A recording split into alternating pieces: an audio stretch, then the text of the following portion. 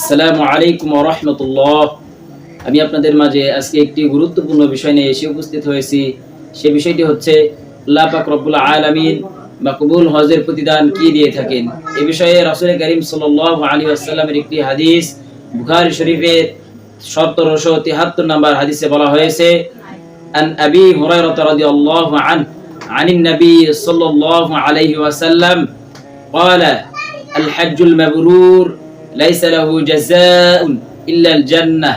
এই হাদিসের অর্থ হচ্ছে, হযরত আবু হুরায়রা রাদিয়াল্লাহু আনহু থেকে বর্ণিত, নবী করিম সাল্লাল্লাহু আলাইহি ওয়াসাল্লাম বলেছেন, আল্লাহ পাক রব্বুল আলামিন মাকবুল হজের প্রতিদান জান্নাত ছাড়া অন্য কিছু দেয় না। এই বিষয়ে এই হাদিসে আমরা কি বুঝতে পারলাম এবং শিখতে পারলাম? আল্লাহ পাক রব্বুল আলামিন একটি মাকবুল হজের প্রতিদান হিসেবে আমাদেরকে একটি জান্নাত দান করেন। আল্লাহ পাক রব্বুল আলামিন আমাদেরকে মাকবুল হজ করার জন্য তৌফিক দান করুক।